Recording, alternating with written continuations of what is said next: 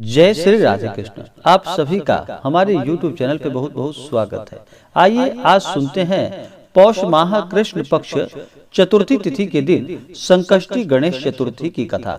संकष्टी गणेश चतुर्थी का व्रत हर माह के कृष्ण पक्ष की चतुर्थी तिथि के दिन संकष्टी गणेश चतुर्थी का व्रत किया जाता है और हर माह के शुक्ल पक्ष चतुर्थी तिथि के दिन विनायक गणेश चतुर्थी का व्रत किया जाता है। संकष्टी गणेश चतुर्थी के व्रत में भगवान गणेश का पूजन किया जाता है, साथ में माता दुर्गा का पूजन किया जाता है। इस दिन दिन भर व्रत उपवास रहते हुए इस व्रत को किया जाता है और संध्या चंद्रोदय के समय में चंद्रमा को अर्घ्य देते हुए ही इस व्रत को पूर्ण माना जाता है और चंद्रोदय समय होने पर भगवान गणेश का पूरे विधि विधान के साथ पूजन करना चाहिए, कथा श्रवण करना चाहिए। इससे पुण्य फलों की प्राप्ति होती है और भगवान गणेश की कृपा से सभी प्रकार के सुख और समृद्धि की प्राप्ति होती है।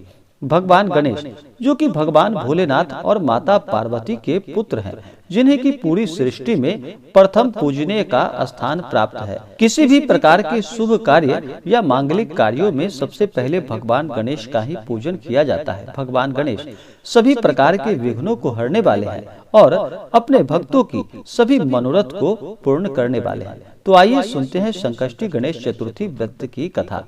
अगर आप हमें कथा के लिए ब्राह्मण दक्षिणा देना चाहते हो तो आप हमें डिस्क्रिप्शन में जाकर के वहां से गूगल पे, फोन पे या अकाउंट नंबर के माध्यम से अपने श्रद्धा और सामर्थ्य के अनुसार आप हमें ब्राह्मण दक्षिणा प्रदान कर सकते हैं।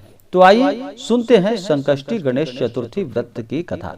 तो बोलिए प्रेम से भगवान गणेश की जय, माता दुर्गा की जय, भगवान भोलेनाथ की जय, माता पार्वती की जय। बहुत समय पहले की बात है कि एक बार भगवान विष्णु का विवाह माता लक्ष्मी के साथ निश्चित हो गया। विवाह की तैयारी होने लगी। सभी देवताओं को निमंत्रण भेजा गया, परंतु भगवान गणेश जी को निमंत्रण नहीं दिया गया। कारण चाहे जो भी रहा हो, अब भगवान विष्णु की बारात जाने का समय आ गया। सभी देवता अपनी पत्नियों के साथ विवाह समारोह में आ गए। उन सब ने देखा कि गणेश जी कहीं दिखाई नहीं दे रहे हैं। तब वे आपस में सभी मिलकर चर्चा करने लगे कि क्या गणेश जी को न्योता नहीं दिया गया या स्वयं भगवान गणेश जी ही यहाँ नहीं आना चाहते। सभी को इस बात पर आश्चर्य होने लगा। तभी सबने विचार किया कि विष्णु भगवान से ही इसका कारण पूछा जाए कि आखिर क्या बात है। भगवान विष्णु से पूछने पर भगवान विष्णु ने कहा कि हमने गणेश जी के पिता भगवान भोलेनाथ महादेव को न्योता भेजा है। यदि गणेश जी अपने पिता के साथ आना चाहते हो तो आ जाएं। अलग से न्योता देने की कोई आवश्यकता नहीं है। दूसरी बात यह है कि उनको 1.25 मन मूंग, 1.25 मन चावल, 1.25 मन घी और 1.25 मन लड्डू का भोजन दिन भर में चाहिए। यदि गणेश जी नहीं आएंगे तो कोई बात नहीं, दूसरे के घर जाकर इतना सारा खाना पीना भी अच्छा नहीं लगता। इतनी वार्ता कर ही रहे थे कि किसी ने एक सुझाव दिया, अगर गणेश जी आ भी जाएं तो उनको द्वारपाल बनाकर बैठा देंगे कि आप घर की देखभाली करना। आप तो चूहे पर बैठकर धीरे धीरे चलोगे तो बारात से बहुत पीछे रह जाओगे। यह सुझाव भी सभी को पसंद आ गया, तो भगवान विष्णु ने भी अपनी सहमति दे दी। फिर होना क्या था, इतने में भगवान गणेश जी वहां आ पहुंचे और फिर सबों ने उन्हें समझा बुझाकर घर की रखवाली करने के लिए बैठा दिया। अब बारात चल पड़ी।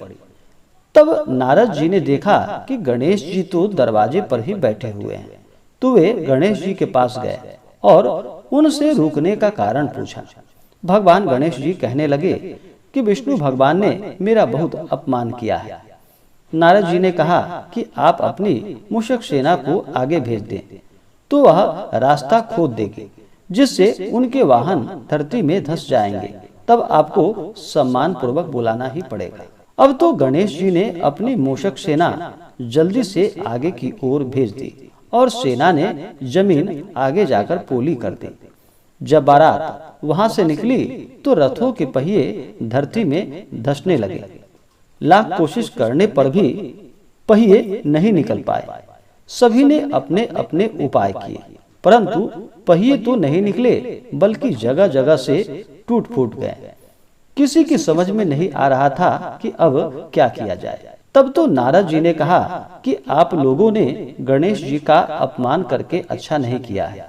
यदि उन्हें मनाकर लाया जाए तो आपका कार्य अवश्य ही सिद्ध होगा और यह जो संकट आया है यह संकट टल सकता है। फिर शंकर भगवान ने अपने दूत नंदी को भेजा और वे गणेश जी को लेकर आए। गणेश जी का आदर सम्मान के साथ पूजन किया गया। तब कहीं रथ के पहिए निकले। अब रथ के पहिए निकल तो गए, परंतु वे टूट फूट गए थे, तो उन्हें अब सुधारेगा कौन। पास के खेत में एक खाती काम कर रहा था, उसे बुलाया गया। खाती अपना कार्य करने के पहले श्री गणेशाय नमः ऐसा कहकर गणेश जी की वंदना मन ही मन करने लगा। और फिर क्या था, देखते ही देखते खाती ने सभी पहियों को ठीक कर दिया।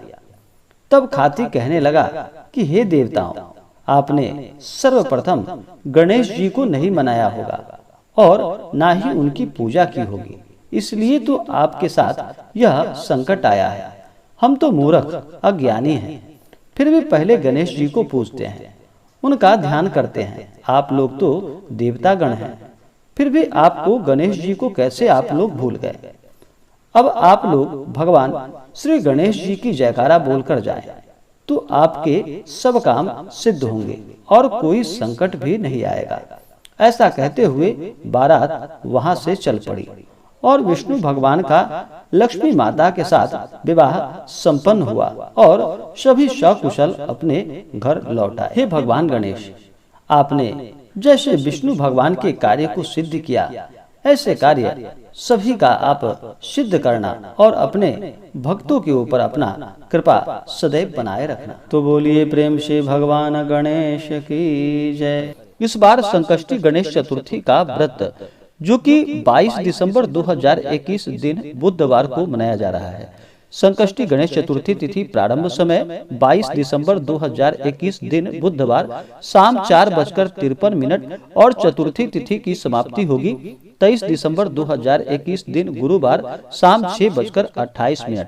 तो इस बार 22 दिसंबर 2021 दिन बुधवार को ही चतुर्थी तिथि प्राप्त हो रहा है, यानी कि चंद्रोदय के अनुसार ही इस व्रत में पूजन किया जाता है गणेश जी का।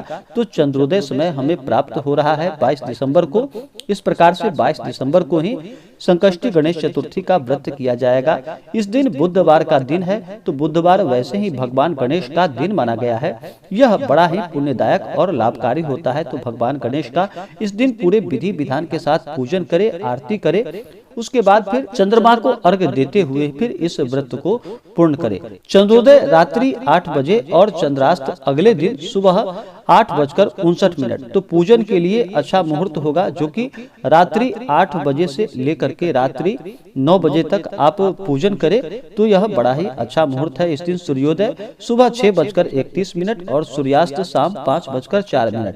इस दिन योग, जो कि इंद्र योग दोपहर 12:03 तक, उसके बाद वैधृति योग नक्षत्र इस दिन पुष्य नक्षत्र रात्रि 12:45 तक। राहु काल समय होगा इस दिन सुबह 11:47 से दोपहर 1:07 तक। इस दिन शुभ चौघड़िया मुहूर्त, जो कि रात्रि का शुभ चौघड़िया मुहूर्त है, शाम 6:45 से रात्रि 11:47 तक शुभ चौघड़िया मुहूर्त, जो कि बहुत अच्छा मुहूर्त है। लेकिन आप चंद्रोदय के समय में पूजन करें तो लाभकारी होगा, जो कि रात्रि 8 बजे से लेकर के रात्रि 9 बजे तक आप पूजन कर ले तो लाभकारी। इसी प्रकार से जो भी भक्त, जो भी जातक सच्ची श्रद्धा के साथ, नियम और निष्ठा के साथ भगवान गणेश का पूजन करते हैं, भगवान गणेश उनके सभी विघ्नों को हर लेते हैं और सुख समृद्धि को प्रदान करते हैं। तो आशा करता हूं कि यह जानकारी आपको अच्छा लगा हो। ऐसे ही ज्ञानवर्धक जानकारियां प्राप्त करने के लिए हमारे इस चैनल को लाल बटन दबा करके सब्सक्राइब करें, साथ में बेल आइकन घंटी दबाएं, ताकि मेरे वीडियो का नोटिफिकेशन आपके पास सबसे पहले पहुंचे। वीडियो को लाइक और अपने मित्रों तथा दोस्तों के साथ शेयर करें।